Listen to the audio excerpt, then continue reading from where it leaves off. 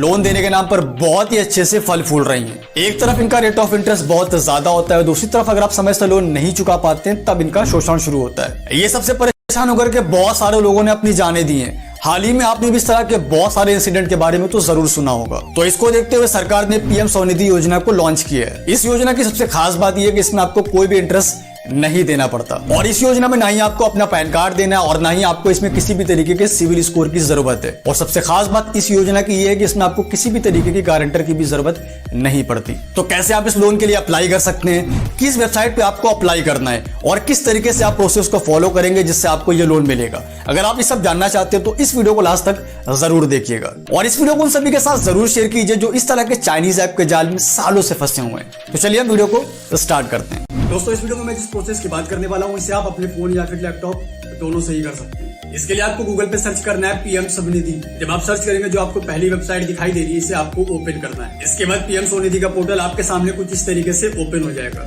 यहाँ पर देखिए लिखा हुआ है apply loan 10K, apply loan 20K और अप्लाई लोन 50K, यानी कि 10,000 से लेकर के 50,000 तक आप गवर्नमेंट के इस पोर्टल से बहुत ही इजीली लोन ले सकते हैं। अब आपको आगे के प्रोसेस के लिए सबसे ऊपर आना है और यहाँ पर देखिए लिखा हुआ अप्लाई LOR कम लोन, इस पर आपको क्लिक कर देना है। जैसे आप क्लिक करेंगे यहाँ पर देखिए लिखा हुआ वेलकम टू पीएम स्वनिधि और इसके नीचे आपको मोबाइल नंबर मांग रहा है। यहाँ पर आपको अपना मोबाइल नंबर लिख करके कैप्चा पे चेक कर देना है। रिक्वेस्ट OTP पर क्लिक कर देना है। रिक्वेस्ट OTP पे क्लिक करते ही आपके नंबर पर एक OTP आएगा। वो OTP आपको यहाँ पर डाल करके वेरीफाई OTP पर क्लिक कर देना है। जैसे आप OTP से वेरीफाई करेंगे आपके सामने कुछ इस तरीके का पेज ओपन होगा। यहाँ पर देखिए स्टेप नंबर 1 ओपन हो चुका है। अब यहाँ पर सबसे पहले आपसे पूछ रहा है कि do you have Aadhaar card. तो अगर आपके पास आधार कार्ड है, जो कि डेफिनेटली होगा, तो आपको यहाँ पर ऊपर चेक पे क्लिक कर देना है। अब यहाँ पर आपसे पूछ रहा है कि आप किस कैटेगरी में आते हैं, C या फिर D।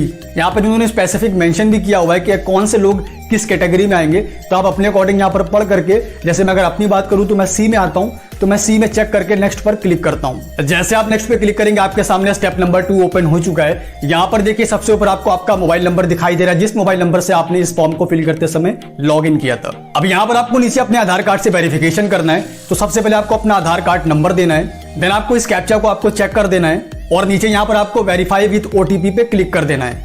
अब आपके आधार कार्ड नंबर पर जो भी मोबाइल नंबर लिंक होगा उस मोबाइल नंबर पर एक OTP आएगा। अब आपको यहाँ पर वेरीफाई विद OTP पर क्लिक कर देना है। तो हमारा जो लॉगिन का प्रोसेस है वो पूरी तरीके से कंप्लीट हो चुका है। पिछली वीडियो में आपने देखा कि किस तरीके से आपको लॉगिन करना है। इस वीडियो में हम इस फॉर्म को पूरा कंप्लीट भरना सीखते हैं। अब ये जो फॉर्म ओपन हुआ है यहाँ पर आपको सबसे पहले अपना स्टेट सेलेक्ट करना है कि आप किस स्टेट से आते हैं। अब इसी के बगल में बोल रहा है अपना टाउन या फिर डिस्ट्रिक्ट को सेलेक्ट करने के लिए, तो आप जिस भी डिस्ट्रिक्ट से आते हैं यहाँ पर आप सेलेक्ट कीजिए। अब यहाँ पर देखिए आपको अपना ULB सेलेक्ट करना है, तो आप जिस भी एरिया से आते हैं उसका ULB यहाँ पर आप सेलेक्ट कीजिए। अब इसी के बगल में देखिए आपके एरिया का जो भी वार्ड नेम है वो आप यहाँ पर लिख दीजिए और नीचे आइए, यहाँ पर देखिए बोल रहा है आपके एरिया का जो वार्ड नंबर है वो आप यहाँ पर अच्छे से लिख दीजिए। अब यहाँ पर आपको अपनी पर्सनल इंफॉर्मेशन देनी है। सबसे पहले आपसे बोल रहा है कि member of CJI, member of JLG, तो दोनों को आपको यहाँ पर नो कर देना है। यहाँ पर देखिए नेम एज आधार कार्ड, तो आपने जो आधार कार्ड से वेरीफाई किया है तो यहाँ पर ऑटोमेटिकली आपका नाम लिख करके आ गया है। इसी के बगल में बोल रहा है आपका फादर नेम क्या है। अगर आप एक महिला हैं तो यहाँ पर आपको अपने हस्बैंड का नाम लिख देना है। इसके बगल में बोल रहा है कि आप मैरिड है, अनमैरिड है, तो जो भी आपका स्टेटस है वो आप यहाँ पर सेलेक्ट कीजिए। और यहाँ पर देखिए आपका जो आधार कार्ड का मोबाइल नंबर था इसने ऑटोमेटिकली फैच करके यहाँ पर लिख दिया है। इसके बगल में आपको मेल फीमेल सेलेक्ट करना है। इसके बगल में आपको एक ऑप्शन दिखाई दे रहा है सोशल कैटेगरी का, तो आप SC हैं, ST हैं, तो जो भी आपका है वो आप अपने अकॉर्डिंग यहाँ पर सेलेक्ट कीजिए। अब नीचे यहाँ पर देखिए अगर आपके अंदर कोई डिसेबिलिटी है तो आप यस कीजिए, नहीं है तो आप नो कर दीजिए। और इसके बगल में पूछ रहा है कि क्या आप माइनॉरिटी हैं, तो अगर आप माइनॉरिटी हैं तो आप यस कीजिए, अदरवाइज इसे नो पर रहने दीजिए। अब नीचे यहाँ पर देखिए आपको KYC डॉक्यूमेंट में आधार कार्ड का एक ऑप्शन दिखाई दे रहा है, बट इसने आधार कार्ड ऑटोमेटिकली फैच कर लिया है क्योंकि हमने स्टार्टिंग में फॉर्म भरते समय फिल किया था।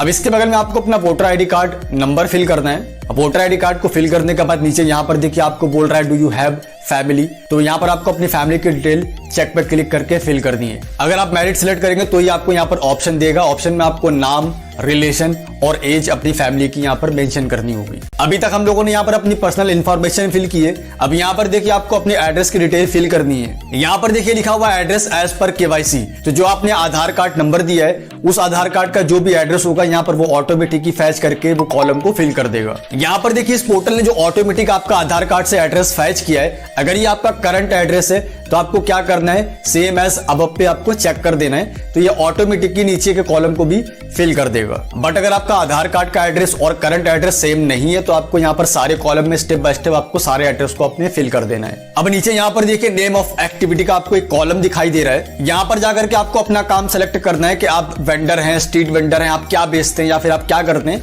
तो यहाँ पर आपको अपनी कैटेगरी के अकॉर्डिंग उसे सेलेक्ट करना है। इसी के बगल में देखिए आपसे बोल रहा है प्लेस ऑफ वेंडिंग, मतलब आप जो भी काम करते हैं, आप सब्जी बेचते हैं या XYZ आपका कोई भी काम है, तो उस काम को आप जहां पर करते हैं जो भी आप उसकी लोकेशन है वो यहां पर आपको प्लेस में आकर के सेलेक्ट करनी है। अब नीचे यहां पर देखिए आपसे बोल रहा है वेंडिंग डेज, कि मतलब आप हफ्ते में कितने दिन काम करते हैं। अगर आप 7 दिन काम करते हैं तो ऑल पे आपको यहाँ पर चेक कर देना है, या फिर अगर आपका वीक में 6 दिन काम करते हैं या 5 दिन काम करते हैं तो यहाँ पर आपको मैनुअली यहाँ पर आकर के आपको उस डेज पे आपको चेक कर देना है। इसी के नीचे यहाँ पर देखिए आपसे बोल रहा है टाइमिंग ऑफ वेंडिंग, मतलब आप कितने बजे से लेकर के कितने बजे तक आप काम करते हैं वो आपको यहाँ पर सेलेक्ट करना है। अब नीचे यहाँ पर देखिए लोकेशन एरिया ऑफ वेंडिंग, मतलब जहां पर आप अपना स्टॉल लगाते हैं, जहां पर आप काम करते हैं उसकी पर्टिकुलर लोकेशन क्या है वो आपको यहाँ पर फिल करना है। अब इसके बगल में आपसे बोल रहा है लैंडमार्क सेलेक्ट करने के लिए, तो जो भी आप काम करते हैं जिस पर्टिकुलर जगह पर उसके आसपास का जो लैंडमार्क है, जो फेमस जगह है वो आपको यहाँ पर फिल करनी है। अब यहाँ पर देखिए आपसे बोल रहा है प्रूफ ऑफ वेंडर,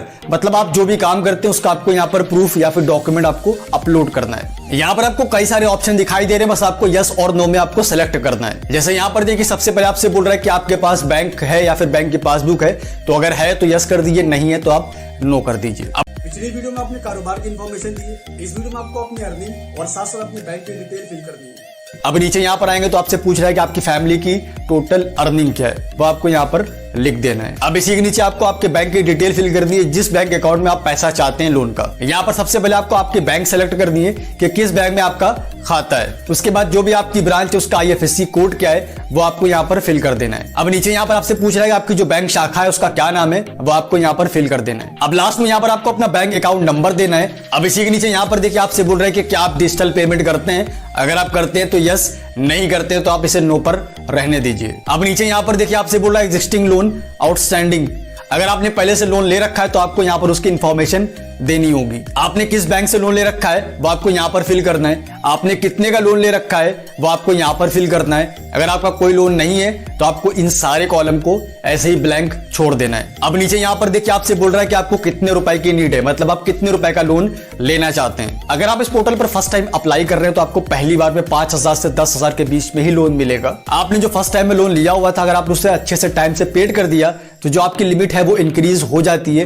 अब आप सेकेंड टर्म में 20,000 रुपए तक लोन बहुत इजीली यहां से ले सकते हैं। अगर आपका ट्रैक रिकॉर्ड यहां पर अच्छा रहता है, आप टाइम से सारी किस्तों को पेड कर देते हैं, तो जो आपकी लिमिट है वो तीसरी बार में 50,000 तक चली जाती है। अब नीचे यहाँ पर देखिए लास्ट स्टेप में आपसे पूछ रहा है कि आप किस पर्पज से लोन ले रहे हैं, आपकी क्या नीड है, आपको किस रिक्वायरमेंट के लिए लोन चाहिए। तो यहाँ पर आपको 3 ऑप्शन दिखाई दे रहा है। 3 ऑप्शन में से किसी एक ऑप्शन में आपको चेक करना है। पहला ऑप्शन है वर्किंग कैपिटल, सेकंड ऑप्शन है बिजनेस एक्सपेंशन और थर्ड ऑप्शन है परचेस ऑफ एसेट। तो इनमें से जो भी आपका पर्पस है उस पर्पस को आपको यहाँ पर चेक कर देना है। अब ये सारी चीजें अच्छे से फिल करने के बाद नीचे देखिए आपको एक ऑप्शन दिखाई दे रहा है सबमिट का, इस सबमिट बटन पर आपको क्लिक कर देना है। अभी तक आप पिछले वीडियो में आपने बैंक की इन्फॉर्मेशन दी है, इस वीडियो में आपको बैंक के डॉक्यूमेंट को अपलोड करना है। जैसे आपने सबमिट पे क्लिक किया, आप इस पेज पर आ जाएंगे। ये आपका तीसरा स्टेप है। इस स्टेप में आपको अपने डॉक्यूमेंट को अपलोड करना है। सबसे पहले यहाँ पर देखिए आपसे बोल रहा है एप्लीकेंट इमेज, तो जो आपने आधार कार्ड दिया था उस आधार कार्ड पर जो भी आपकी फोटो थी उसने ऑटोमेटिकली फैच कर ली है और यहाँ पर उसे अपलोड भी कर दिया है। यहाँ पर देखिए सेकंड स्टेप में आपको आपकी बैंक की पासबुक या फिर बैंक पासबुक का स्टेटमेंट आपको यहाँ पर अपलोड करना है। इसी के सामने देखिए आपको एक छोटा सा आइकन दिखाई दे रहा है, इस पर क्लिक करके आपको अपनी बैंक की पासबुक की फोटो को अपलोड करना है। बट आपको एक चीज का ध्यान रखना है कि जो फोटो का साइज है वो 1 MB से ज्यादा नहीं होना चाहिए। इसे अपलोड करने के बाद नीचे देखिए आपको एक सबमिट का बटन दिखाई दे रहा है, इस पर आपको क्लिक कर देना है। जैसे आप सबमिट पर क्लिक करते हैं आपके सामने स्टेप नंबर 4 ओपन हो चुका है। यहाँ पर देखिए आपसे बोल रहे हैं कि अगर आप अपने पसंद की बैंक से लोन लेना चाहते हैं तो आपको यहाँ पर उसकी डिटेल देनी होगी। तो इसके लिए आपको submit your application to your preferred lender पे यानी कि सेकंड नंबर पे आपको चेक कर देना है। जैसे आप इसे सिलेक्ट करेंगे आपके सामने इंडिया के सारे बैंकों के नेम आपको यहाँ पर दिखाई देंगे। जो भी आपकी फेवरेट बैंक है जहां से आप चाहते हैं लोन लेना उसे आपको यहाँ पर सेलेक्ट करना है। इसके बगल में देखिए आपसे बोल रहा है प्रेफर्ड